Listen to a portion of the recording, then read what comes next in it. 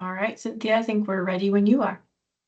Sounds good. Good morning, everybody. I am Cynthia Davis. I'm the Senior VP for Commerce at Sustain SC, and it is my pleasure to be your host today for this technical assistance webinar. You are in the right place. If you want to take a deep dive into the Department of Commerce's recycling annual report, and we have as our featured speaker, our presenter is Anna DeLage, the Recycling Market Development Manager at Department of Commerce, who I've had the pleasure of knowing since 2017. We used to work together when I was at Existing Industries, and she has been there at Recycling at the helm and doing such a fantastic job. And we'll dig into that a little bit. Next slide, let's talk about the agenda. All right, so I'm going to give you a little high-level overview of the roadmap to Sustain SC, and then we'll go into Anna's report, the annual recycling report. Just as a reminder, you're going to be muted. However, please enter any questions you may have into the chat, and we will definitely address those. We're going to go through the annual report, and then we will wrap it up with some Q&A. And then we've got some upcoming events that we want to talk to you guys about. So moving right along, let's review what the mission of Sustain SC is. So Sustain SC is a nonpartisan, commerce-driven, conservation-minded, not-for-profit organization. Our mission is to connect the sustainability goals of business with local solutions for the benefit of our economy, our environment, and our people. And we do this by meeting at the crossroads of commerce and conservation. So the roadmap to Sustain SC is our strategic framework of 7 accelerators, and these are derived by the Sustainable Development Goals. So here's our roadmap to Sustain SC. As you'll notice, I mentioned there are 7 of them. First of all, we cannot do anything without our partnerships. We are so blessed to have both public and private partnerships, publicly through the Department of Commerce and the Office of Resilience, and then privately through our members. If you are not currently a member of Sustain SC but would like to be, please send me an email and let's talk about it. I would be more than thrilled to go over what the benefits of your investment into Sustain SC would look like. You'll see that we also concentrate on resilience and conservation, a sustainable workforce, innovation in the sustainable revolution, and what we're going to be talking about today, which is the circular economy. But we also are really working hard with our energy partners and then metrics and reporting. So we want to have assistance to our companies and what they are reporting on. So very, very excited that Emily has taken that accelerator over, and she is doing an amazing job that we'll talk more about on another TA. Next slide, please. Okay, so let's talk about the Circular Economy Accelerator. We identified through EY priorities that we should have for the state of South Carolina to help us move the needle in the circular economy. And you can read on the left-hand side. I'm not going to read them all out to you. But the interesting part is, what are we doing strategically to help move the needle in the state in the circular economy? And a huge part of that is our partnership with the Department of Commerce and working very closely with Anna DeLage and her team with recycling, attending Carolina Recycling Association events, hosting the Recycling Day at the State House. There will be additional forums coming up, as well as looking at the data. And that's something that our members have told us loud and clear, is that they really are very interested in the data. And let's look at whether or not we are improving or if there are gaps in there that need to be addressed. Next slide, please. Okay, so before I turn it over to Anna DeLage, I've got something to share with you all that is very exciting. So Anna received a well-deserved special recognition March the 26th at the Carolina Recycling Association annual conference. I can tell she's blushing over there. and she received the 2025 Outstanding Service Award in recognition of her exceptional dedication, expertise in growing and strengthening circularity in South Carolina and demonstrating daily an attitude of service. And I know that to be true because I did get to work with Anna. And we thank you, and the state of South Carolina thanks you, Anna. And we are just so thrilled to have you part of the Sustainability Network. So I'll turn it over to you. Well, thank you, Cynthia. I appreciate that. That was a big surprise and very unexpected to receive. But what an exciting thing! So appreciate you acknowledging that, and wanted to also just take some time to say thank you to Sustain SC across the board. So this is a group that has really is only 4 years old. It's hard to imagine that Sustain SC is only 4 years old with all the great things that are being accomplished with this group. And, you know, we can't imagine not having you in South Carolina. So thank you for what you do and the important work that is being done to really advance sustainability in the state. So much appreciated. I'm just really excited to be here to get a chance to share a little bit about what we're doing in our circular economy journey and how the state has really taken a role in advancing the recycling economy in South Carolina. And I wanted to just, pause a little bit and think about how, I've really been fortunate to work with businesses in South Carolina, from startups to Fortune 500 companies. And what I've seen, that recycling is no longer just a back office function or a side initiative. This is an area that is really front and center. And it's not because it's a trendy thing to do, but it's because it's smart business and it's strategic, and recycling is essential in the state. And I wanted to also mention that this is really about focusing on the companies and the communities that we serve across the state. So many of our workers in South Carolina are reliant on the recycling industry in the state. And we have children that are growing up in a world that is really going to demand better solutions for how we manage resources. So this isn't just about materials, it's about people, it's about South Carolina pride, and it's really about building a stronger future together. I'm excited to be a part of it. And the numbers, are just really unmatched in South Carolina. So the industry itself makes up a $13.6 billion economic impact. And that's not just an environmental footnote. It's something that is, should be a headline in the state. And it's something that really we do spend a lot of time bragging about. And we're seeing billions of dollars continually going into this state. And I want to just share a little bit of a snapshot of what that looks like. But before I do, I wanted to share a little bit about what some of the services that we offer in our office, because I think a lot of times folks aren't aware of the services that we provide that help businesses grow as they're trying to meet their sustainability and particularly their circular economy goals. So the first thing that we do is we're meeting with businesses through one-on-one consultation. So we're sitting down with companies to understand what are their unique challenges as it relates to waste and recycling. So we're acting as a guide to help them find practical local recycling solutions that really make sense specifically for their operations and specifically to help meet their particular goals as a company. So their goals might focus on goals that are being driven from headquarters.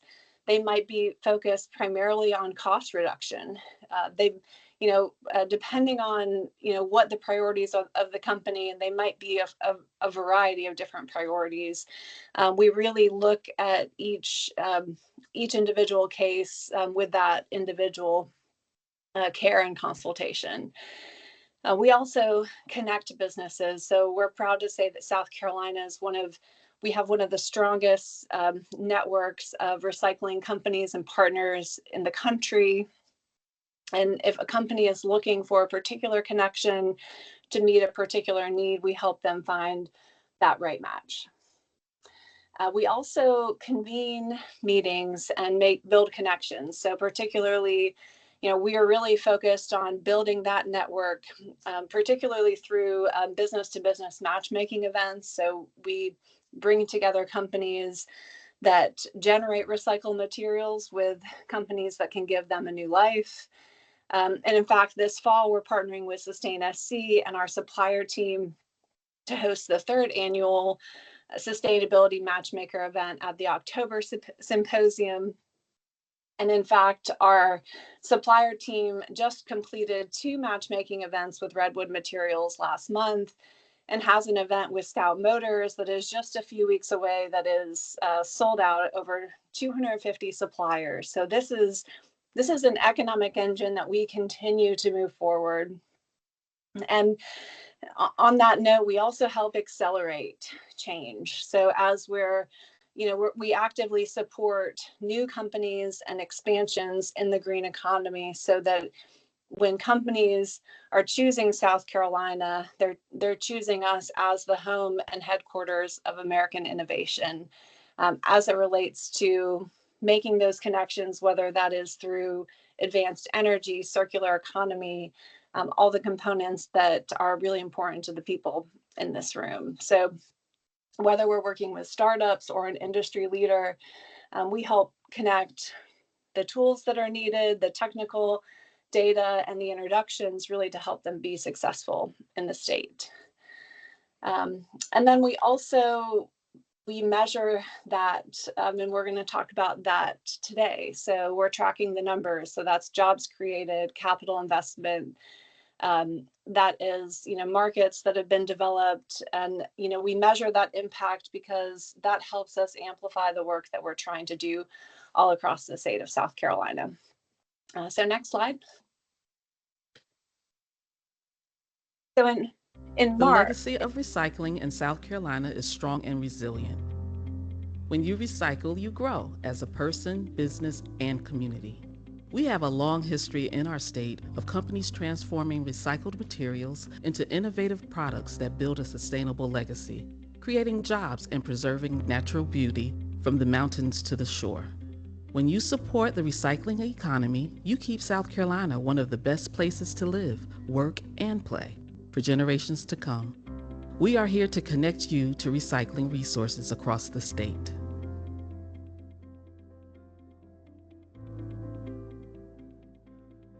so yesterday we released that video as part of Earth Day, and it culminated in the end of our recycling The legacy ambassadors of recycling in South Carolina is strong.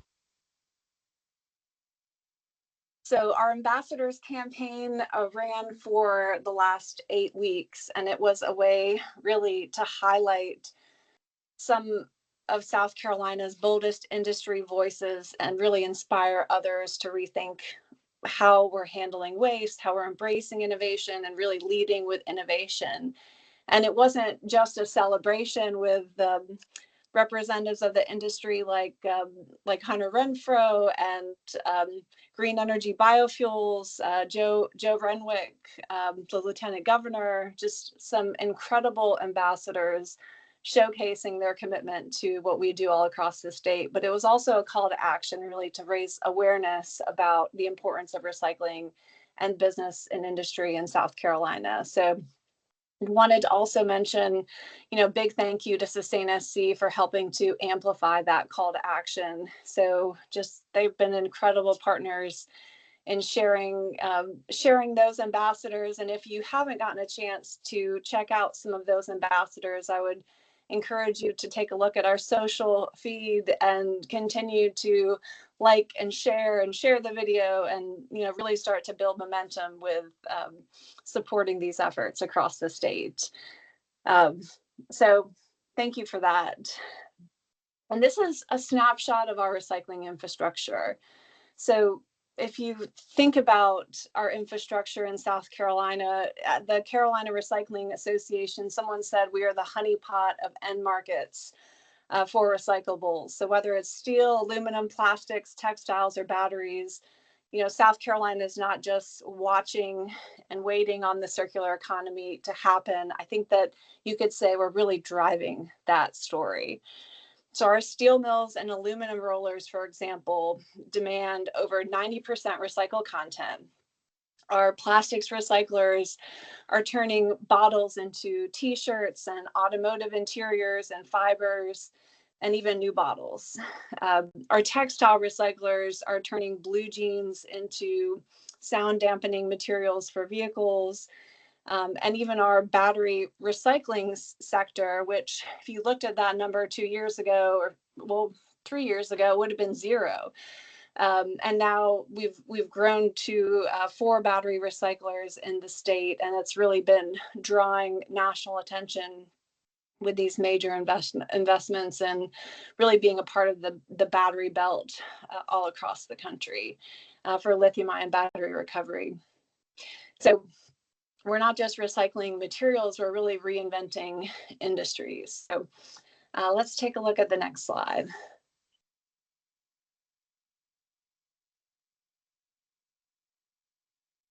So as really take a look at what this looks like in the state, I wanted to just give you a snapshot of what we're doing, particularly with the Recycling Market Development Advisory Council and their report. So we're one of the only states in the nation where circular economy strategy has been embedded as a part of directly a part of economic development.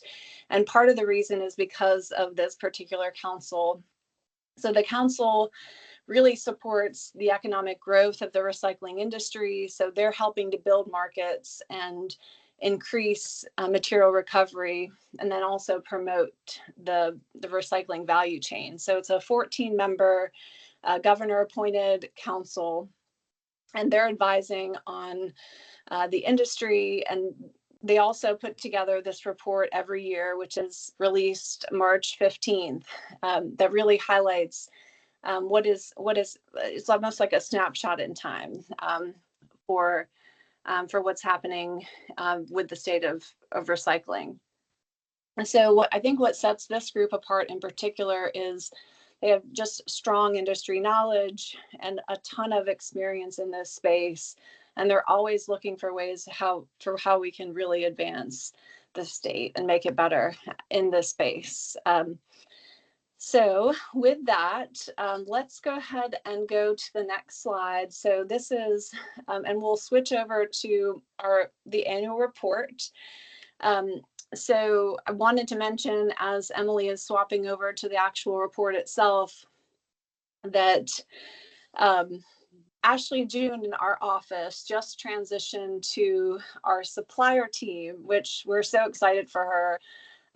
Ashley did all of the graphics for this report and is just a powerhouse with design. So I wanted to give her a real shout out for making this really shine and making this document just really exceptional. So, all right, well, let's go to the second slide. Perfect. So here's a message from our secretary.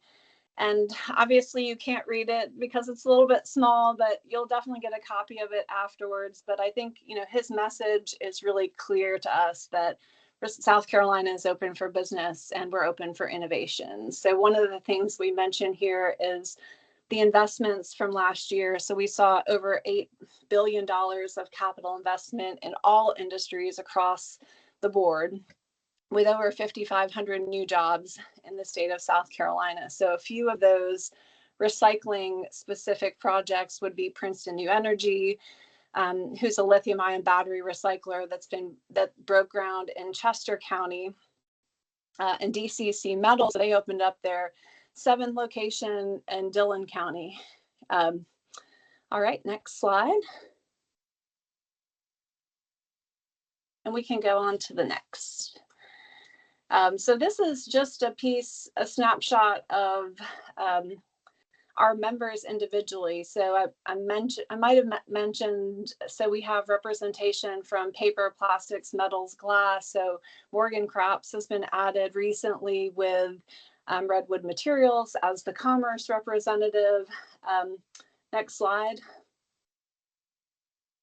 And we also added Becky Barabee just in February. So Becky is with United Catalyst Corporation, representing the aluminum industry. So Becky is a great new addition. We also have emeritus members. So these are members that have rolled off, so they don't necessarily have a vote, but it does keep them engaged in the council. So next slide.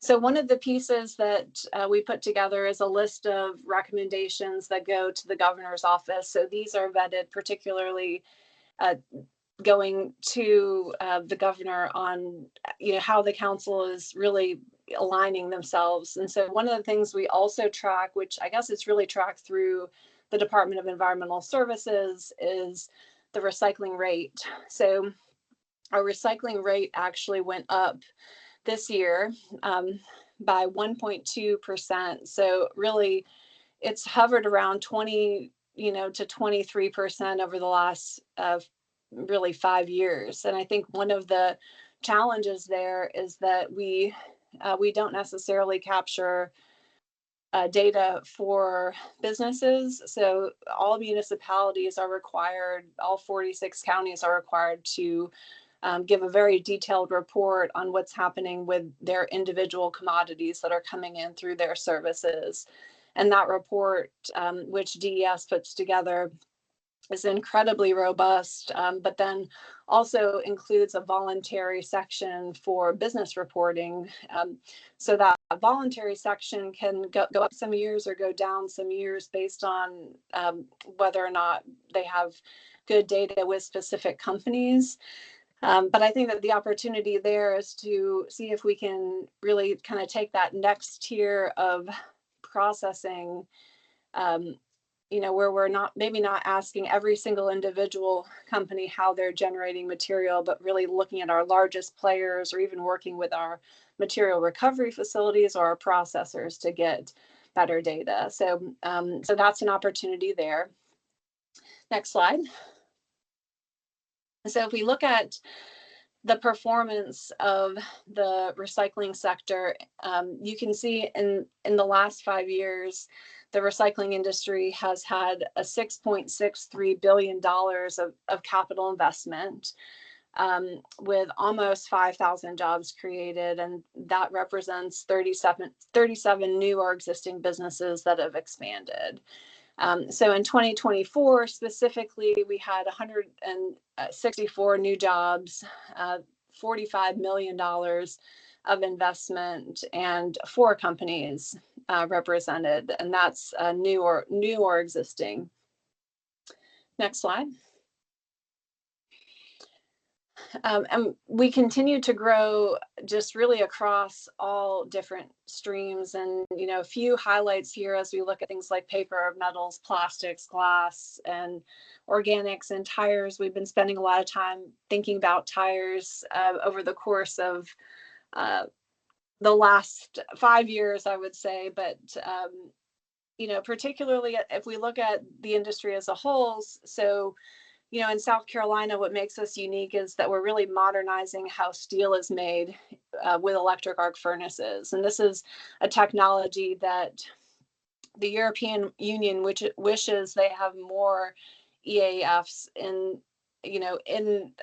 help really reduce their energy load of that material, but because it requires just a fraction of the energy as compared to creating virgin steel. And so we're doing incredible things there. We're also transforming food scraps into compost. So Greenville County this past year just took on full ownership of their food waste recovery composting facility that was historically, they had a third party that had been managing that.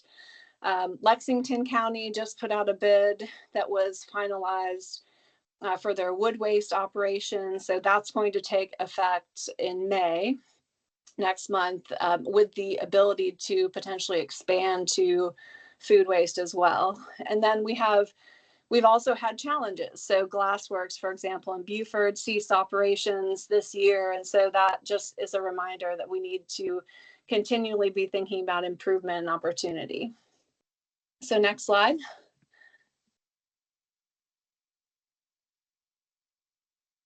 And I shared a little bit about this earlier, so I'll just move on to the next one.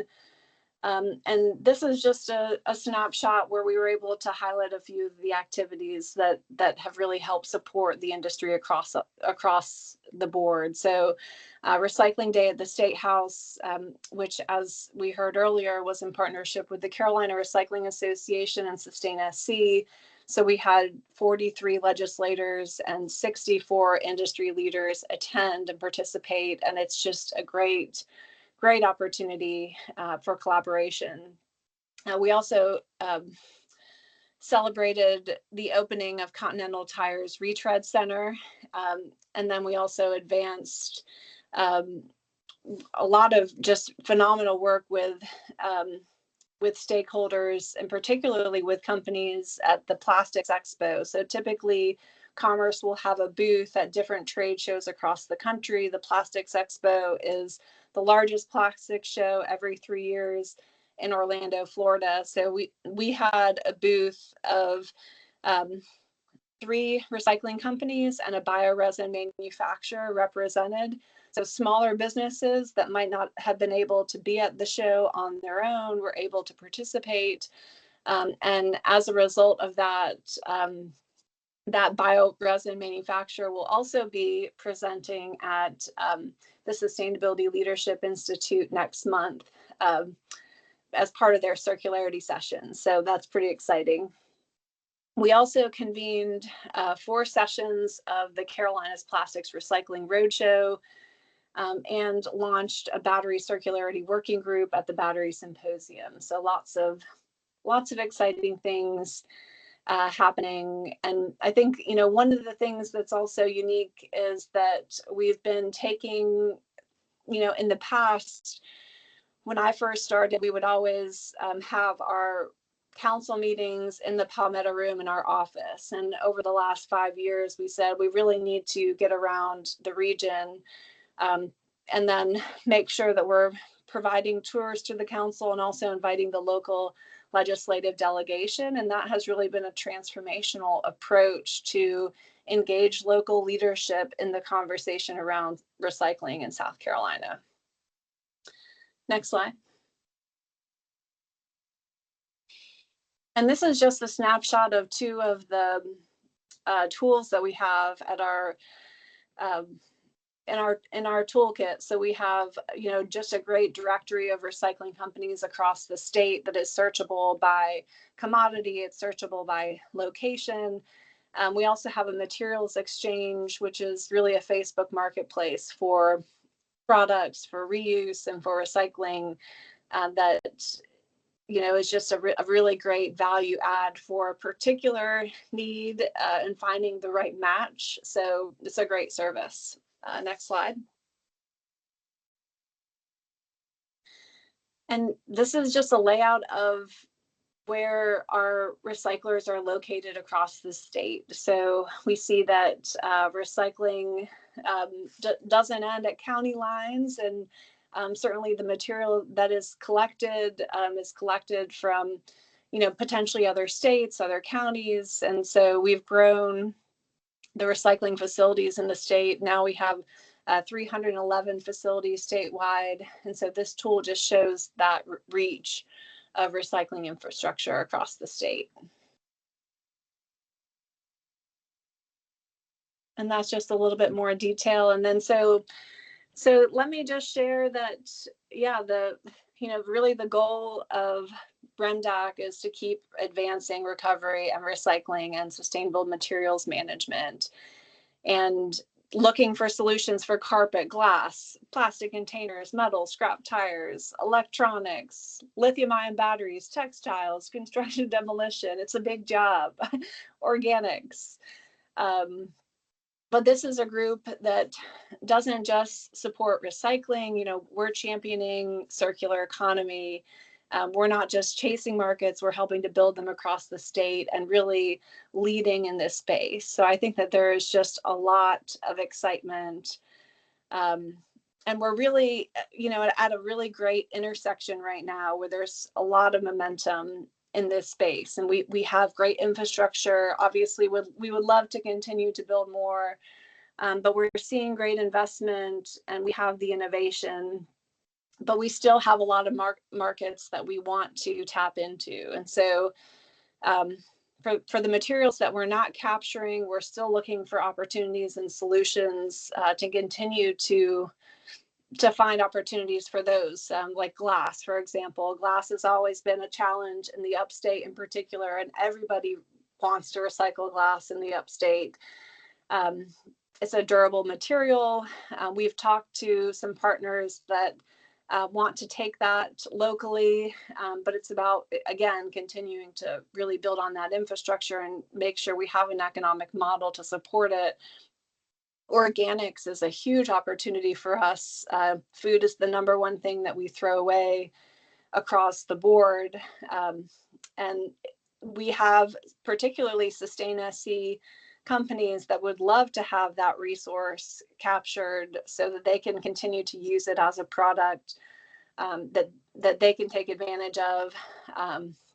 Plastics, I mean, we could really go on and on, but I think that the opportunity is really in front of us, and the timing of all of this is really unique, and we're not going to be able to do it alone. We're going to definitely need support from folks like you in the room. So we definitely appreciate the work that you all are doing, and we're ready to work with you and find opportunities to collaborate, to connect the dots, and really turn your ideas into something that we can create and build on in the state. And I think that what is unique about South Carolina is that we have sustainability built into our mission. It's part of our mission statement. It's part of who we are. And I think that really does set us apart. So with that, appreciate your time and attention. And yeah, thanks so much for having me. I look forward to questions. Fantastic, Anna. That was a great deep dive into the RMDAC report and giving us context of the different commodities around the state and what some of the needs are. And we just appreciate the work that you're doing so much. If no one has a question in the chat, and now would be the time to put the question, I have some questions for Anna. And so while you guys are thinking about what you would like to ask, I'm going to go ahead and ask her a couple of my own. So first of all, Anna, tell us about any recent legislative efforts that support recycling in South Carolina. Tell us, is there Senate bill, House bills? What's going on with that? Yeah. We actually do have a Senate bill that's out right now that has been, I said tires have been like an area that we've had to focus on for what seems like 5 years, but we've had a stakeholder group that has worked on tires, I would say, for the last 5 years, and it's really represented the entire value chain. So we're number one in tire manufacturing in the country. We have a huge opportunity to be a great steward as it relates to recycling tires. So we're generating about 5 million tires every single year. So the stakeholder group that came together realized that tires were really becoming a challenge, particularly for local governments, because most of your tires end up at counties that end up having to pay to dispose of that product. And the cost of disposal over the last 4 years has really grown, and for a lot of different reasons.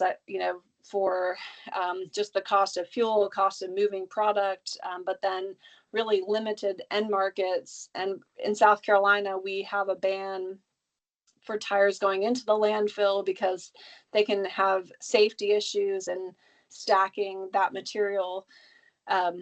So anyway, the group came together, and really through the Association of Counties and the Manufacturers Alliance, they have moved together brought forward some tire legislation. So Senate Bill 763 does a few different things. So when you recycle a tire, you pay $2 on recycling that tire, but the $2 fee was put into place in 1991 and it hasn't kept up. I mean, you can imagine the cost of milk since 1991 versus today. The numbers don't really add up. So what it does is it's not necessarily asking to increase that fee. Fee increases can be challenging, but it is asking to expand that fee. So, for example, new vehicle sales. If you buy a new vehicle, you don't pay the $2 fee on the tires. So if you have four tires and a spare, that would be $10. It's not included, but the idea would be to close that gap to add new vehicle sales, which would help local governments tremendously. And it also, right now, counties can only charge a certain amount per ton to recycle those tires. So it would increase that cap so that they can actually charge more, so they can capture that cost that is going to be charged to them from a recycling company. So that is out there. And then last session, there was also a recycling facility tax credit that was House Bill 4087. So that lowered the minimum investment level for qualified recycling facilities from 300 million to 100 million, and then also expanded the definition of what post-consumer recyclable materials were. So it added commodities that wouldn't have been in place in 1991, like lithium-ion batteries, solar panels, wind turbine blades. So it started to modernize that bill to make it up to date. Right. Yeah. It sounds like both of them needed a 30-year updo on both of those. So I'm glad to hear that that's happening. We did get a couple of questions in the chat that I want to go ahead and let's tackle those. So Robin, who is at EdVenture, asked, is there an avenue for nonprofits to support the work with businesses in this space? EdVenture, an educational entity, is poised to educate young people about recycling and the circular economy. So how might EdVenture and others support education of children and families in recycling? Yeah, so I think, one of the things that we've been lucky to have, particularly just a great relationship with the Department of, DHEC now, the Department of Environmental Services. They do a lot of work as it relates to helping support engaging with students in particular. And so they have just a great curriculum called Take Action in the Classroom, which can also be translated to nonprofit entities. And they've created an entire curriculum around connecting not just with waste reduction, but connecting students with skills so they can learn about water quality, air quality, conservation, reducing waste just across the board. And that program has won awards across the country for helping to educate students. And, it's taken off across the state, where it's just really been embraced by classrooms in South Carolina, and used by thousands of teachers across the state. And so I feel like that is a pathway that exists that would be a really great tie-in. The other thing and I'm bragging about DES, but they have a great graphic designer too that has put together, they came up with the recycling guys back in the 90s, and now they have kind of taken the recycling guys on the road with, they've, just cartoon posters of just different themes of, used to be like the Beatles. Now, if you go into today, it's like Star Wars. And so Greg Glimp does a great job of engaging students where they are with some just beautiful graphics. And so if you haven't, tapped into his expertise, they've got some really great graphics and posters. They'll customize a lot of different materials for you and your facility. So they would be a great connection. We also Anna, have a who strategy. who would the contact be? So for Robin, does she need to contact Grace Ann Martin, or who is the education outreach person she needs to connect with? Yeah, they're I believe they're rehiring for that position, or they might have just put someone in place. But Grace Ann would be a great person to filter that. Okay. Yep. And I'll send that to you, Robin.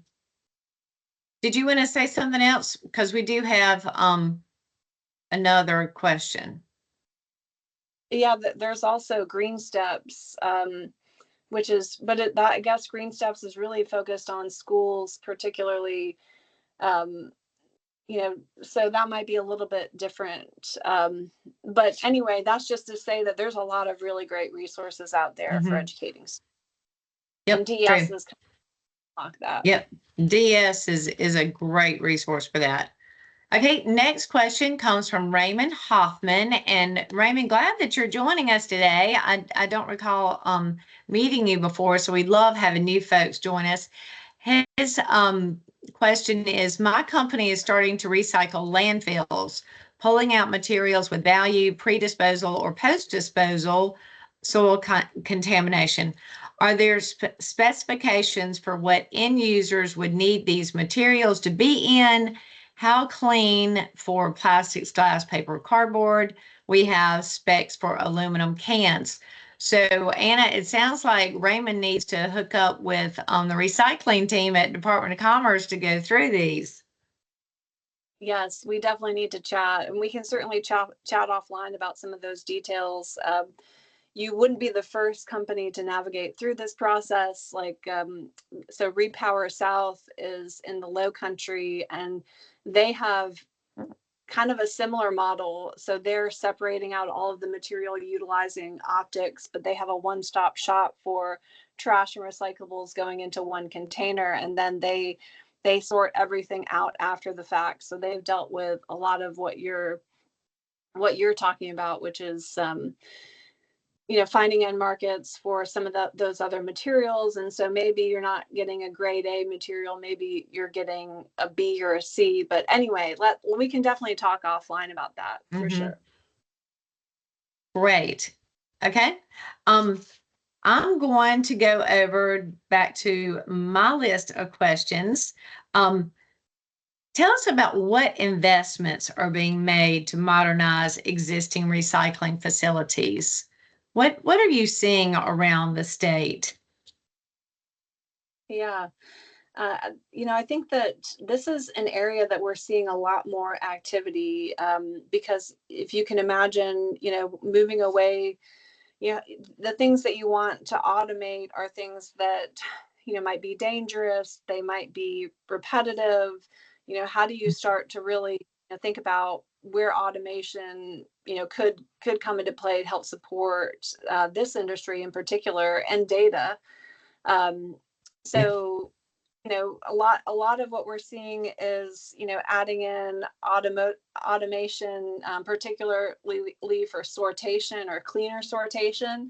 So it could be the fact that you've had material that has gone through the system, but you might do what's called a negative sort using a robotic arm, where maybe your line is looking for plastic bottles, and the negative sort is to have that robot look for everything else that's not that particular number one plastic bottle, and it's taking everything else out. So you end up having cleaner material, and you're reducing contamination. So we're seeing that with Sunoco just a few years ago added on some of these. Amp Robotics is one of the companies that is doing a lot of this across the country, but there are others.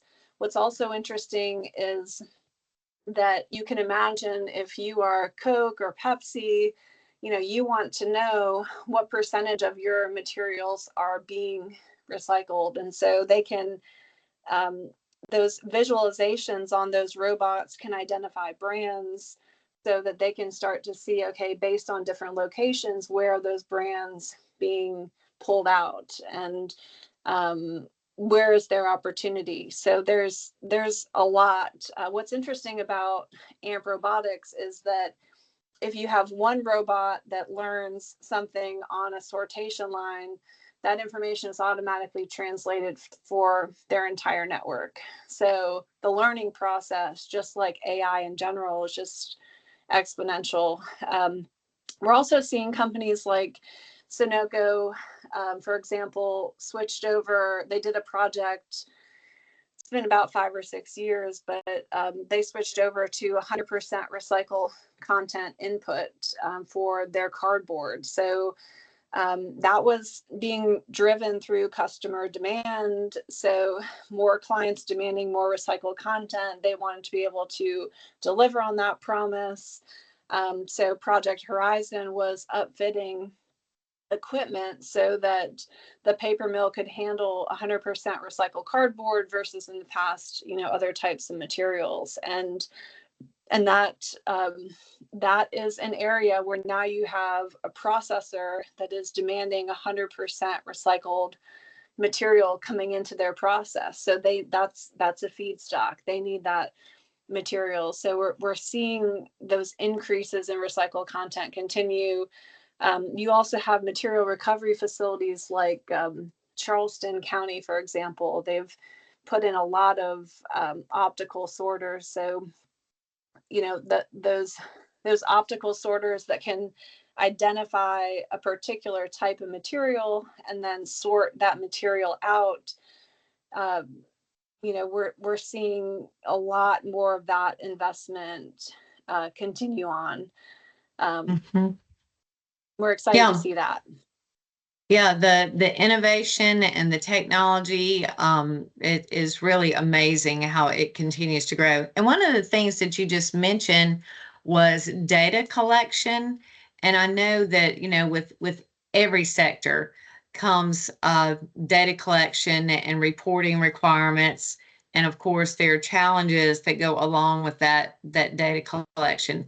Can you talk to us a little bit about what recycling industry is facing along those lines? Yeah, I think that, a lot of different things. One, I think the need for transparency is becoming more and more important for companies, to understand where that product is going end of life, especially if you think about lithium ion batteries. And I did see in the chat that Susie had mentioned that the battery Susie Shannon next week. Charleston, we've helped Suzanne Dickerson put together a circularity track May 1st. So it's a circularity takeover, which we're just thrilled about. And that is just going to be just some phenomenal people coming across the country, across the world to attend that. So if that's a space that you're interested, but you can imagine like the national security implications of tracking that battery to make sure that that battery is ending up in the right place, and you're understanding what the formulas are in that product, so that end of life.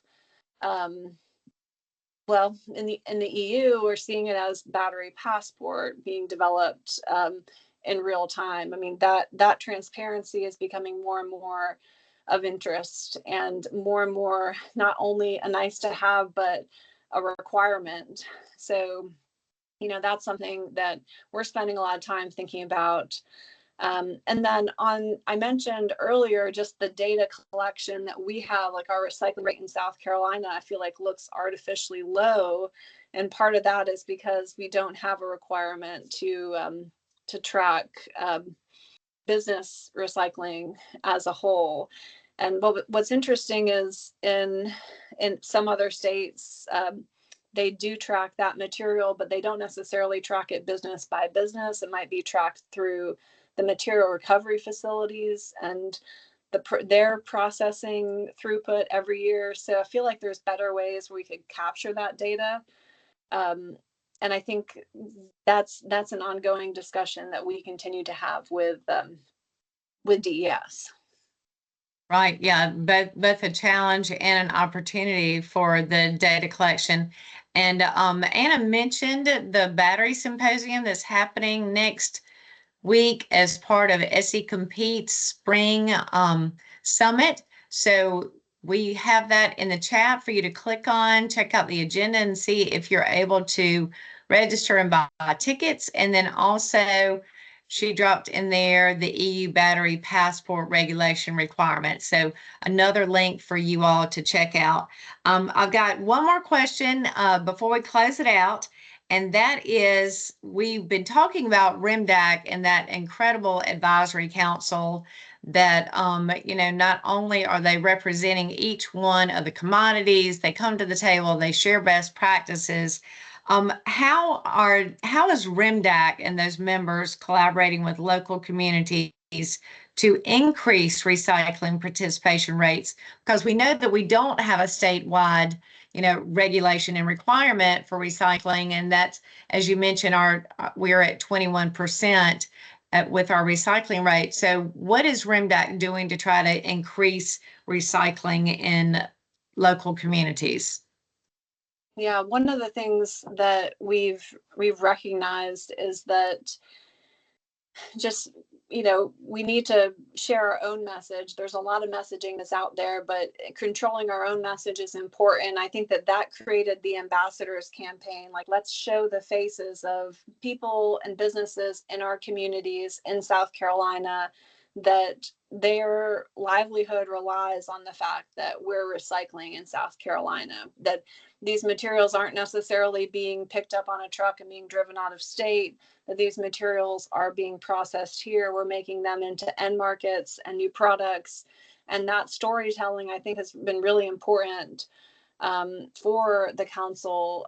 One of the things that we've been talking about most recently is to build off of that ambassadors campaign is how do we put information in the hands of local governments? Because oftentimes, if you're looking at just the cost of a recycling program compared to trash, I mean, even if it's cost neutral, you might have someone say, well, why are we paying for this? Why is it important? And it's almost like sharing the value proposition for why it is important. So we're putting together some regional one-pagers or two-pagers that highlight almost like some of these really important assets that are regionally based, whether it is our paper mills or our steel mills or our emerging lithium-ion battery processors that are, making cathodes that are going back into new batteries, like showcasing how all these pieces are interconnected and that the story and the value is more than just looking at $2 that are the same and trying to make a decision, but it's the value that's added in these other layers. And so, creating that value proposition, communicating that value proposition, I think is an area that we spend a lot of time thinking about.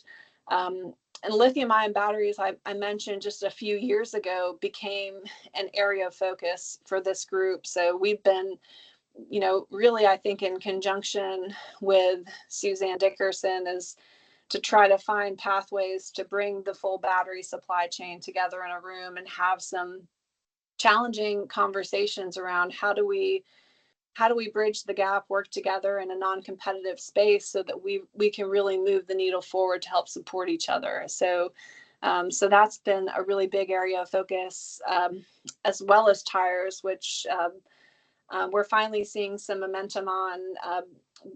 Tires in particular, we've